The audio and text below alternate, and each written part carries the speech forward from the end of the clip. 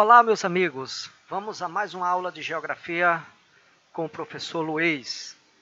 Dessa vez, vamos fazer uma abordagem sobre a temática Guerra Fria, período este que vai iniciar após o término da Segunda Guerra Mundial e vai até, podemos dizer aí, final da década de 80 e início da década de 90. Tá? Então, a Guerra Fria, nós vamos fazer uma abordagem aí, esse período aí muito tenso que nós vivemos na história aí da humanidade, período esse que chegamos muito próximo de uma terceira guerra mundial, ok? Então vamos ver por que a Guerra Fria, as suas características, tá? Então vamos lá. Bom, gente, como vocês podem observar nessas imagens, representa aí uma das evoluções muito grande durante a Guerra Fria, que foi a questão de armamentos, né, a questão bélica, tanto com aviões aí, jatos aí de velocidade muito grande, com armamentos altamente poderosos, navios também. Então isso tudo foram grandes evoluções nessa área aí durante a Guerra Fria. Então vamos lá. Então vamos entender um pouquinho aqui nesse mapa mental sobre Guerra Fria. Então, Guerra Fria é esse período que está marcado aqui, ó, final da Segunda Guerra Mundial, 1947, até final da década de 80, 1989. O que foi a Guerra Fria? Uma intensa rivalidade. Essa rivalidade entrava na área da política, da geopolítica, da economia, na área militar. Bom, envolvendo dois blocos, não é isso? O bloco capitalista e o bloco socialista. O bloco capitalista tinha como principal representante os Estados Unidos. E o bloco socialista, a liderança ficava por conta da União Soviética. Ok? Então, essa era o equilíbrio de poder durante esse período. Isso? Por isso que nós chamamos esse período de bipolar, devido a esse equilíbrio em torno desses dois blocos, dessas duas superpotências que saíram da Segunda Guerra Mundial como grandes vencedoras, tá? E olha só do interessante. Durante a Segunda Guerra Mundial, os Estados Unidos e a União Soviética estavam dentro do mesmo bloco, chamados aliados. Bom, gente, em 1947, os Estados Unidos lançam a doutrina Truman, ok? Essa doutrina, ela inclui aí desde a criação de um plano econômico, o Plano Marshall. Esse plano econômico, né, esse Plano Marshall foi uma ajuda pós Segunda Guerra Mundial aos principais países europeus, tá, para se reestruturar após praticamente aí 5 anos, quase 6 anos de guerra. Tá? Também dentro dessa doutrina tivemos a criação da OTAN, Organização do Tratado do Atlântico Norte. Esta aqui é uma organização militar, por sinal existe até hoje. Tá? Como também vamos observar a questão das espionagens, né? Os Estados Unidos criou sua central de inteligência, a CIA, tá? Que aí começou o período aí de espionagem de forma muito intensa, tá? Bom, em resposta a essas doutrinas Truman, o bloco socialista, né, no caso os soviéticos, lançaram o Comecon, né, que era uma ajuda econômica aos países socialistas. Criaram também uma organização militar para rivalizar com a OTAN, que foi o Pacto de Varsóvia. Tá? Essa aqui já não existe mais. E também cria sua central de inteligência, a KGB. Não? Então começa aí uma disputa envolvendo aí diversas áreas, inclusive a espionagem. Tá?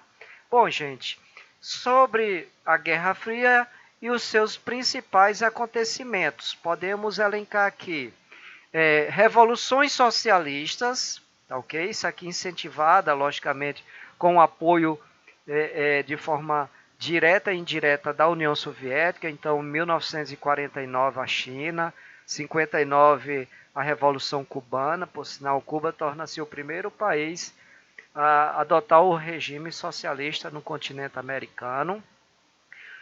Aí vai surgir inúmeros locais, vai surgir durante a Guerra Fria os chamados regimes militares, que foi justamente, né, em muitos deles apoiado pelos Estados Unidos, para evitar a expansão do socialista. Então, na América Latina nós tivemos aí inúmeros países. Aqui vou citar o Brasil, né, de 1964 a 85, Argentina, Chile, Uruguai, Paraguai. Então, isso aqui, gente, são tentativas a partir da Revolução Cubana. Então, os Estados Unidos, né, através da CIA, né, começa a ter um olhar, né, de forma mais significativa para a América Latina, e aí vai surgir nesses países, né, governos pró-Estados Unidos, totalmente contrário ao socialismo, e aí os militares assumem essa dianteira nesse sentido, tá? Bom, outro acontecimento, podemos falar da corrida espacial. Olha só, o homem ele vai ao espaço, depois vai à Lua, aí nós temos aí conquistas significativas nessa área espacial, tá?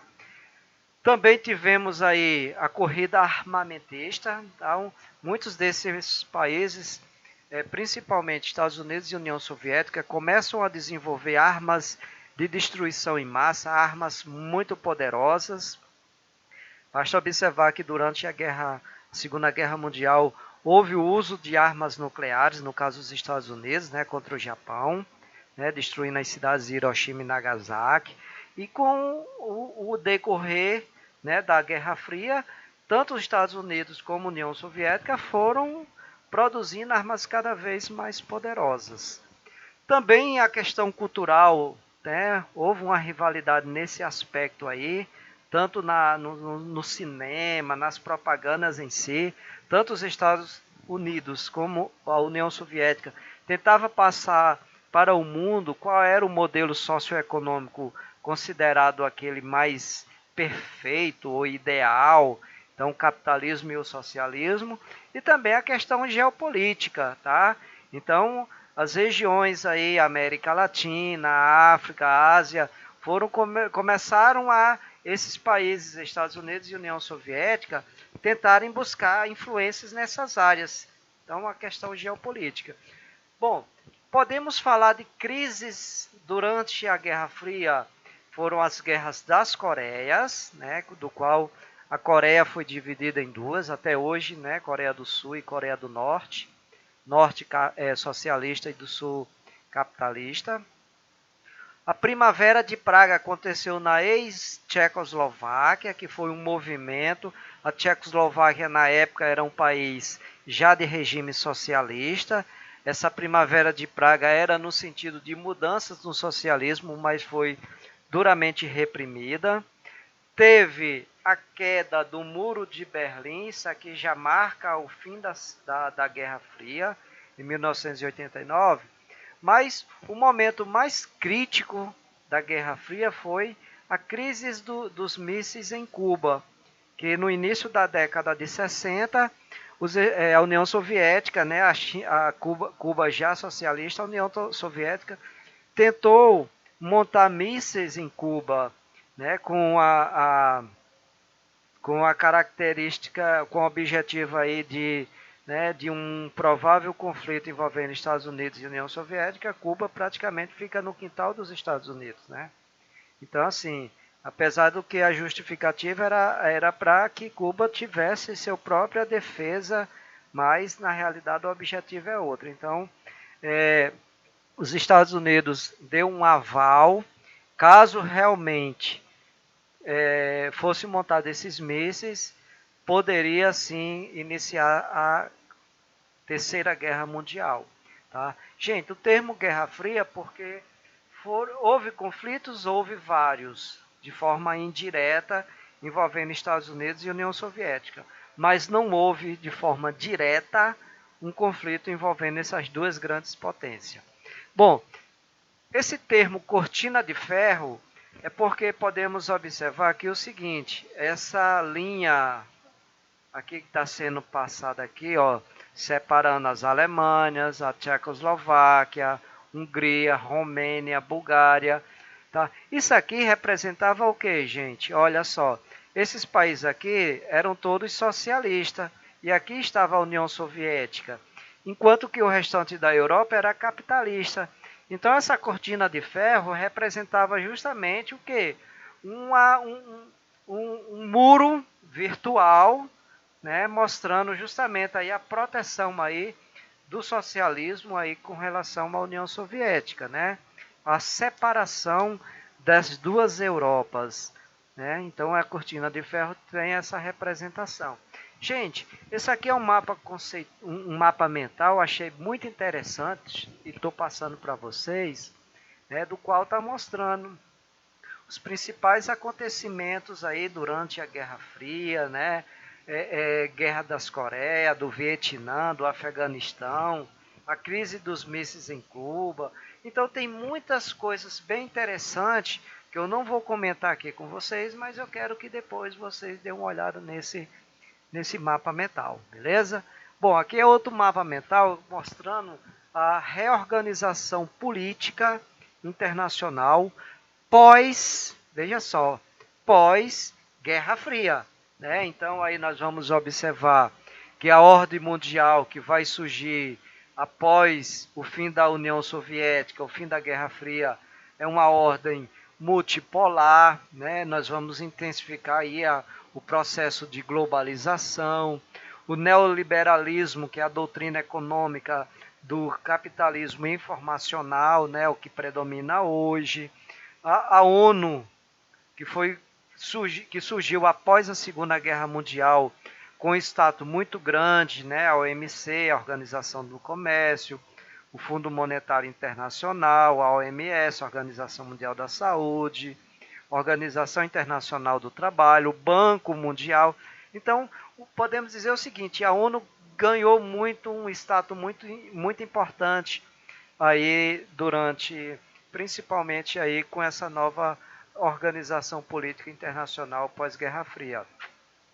Aí nós vamos observar o surgimento aí dos blocos econômicos, como a União Europeia, o bloco aí o que iniciou, né, o NAFTA, o Bloco Econômico da América do Norte, o Mercosul aqui de alguns países da América do Sul, o Bloco da Ásia, o APEC, e também o surgimento dos BRICS, que não é um bloco econômico, são justamente a sigla de Brasil, Rússia, Índia, China e África do Sul, que são países considerados países emergentes, países que se aproximaram muito de suas relações entre eles, que se fortaleceram, né, com relação à sua importância no cenário mundial.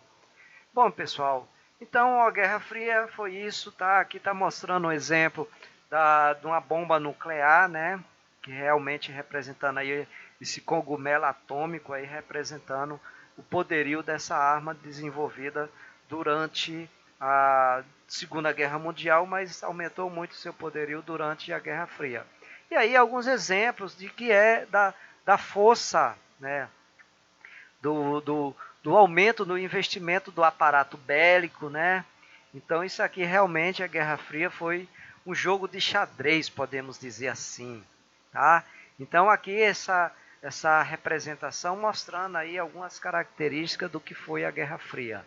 Bom, gente, bons estudos, desejo muito sucesso para vocês, né? Faça o estudo do material e eu deixo essa frase aqui do Mário Sérgio Cortella, olha só, tolice é fazer as coisas sempre do mesmo jeito e esperar resultados diferentes. Então, gente, pense bem, se vocês quiserem ir além, vai mais do que vocês fazem hoje, porque só assim vocês vão conquistar cada vez mais. Então, fica um abraço aqui do professor Luiz.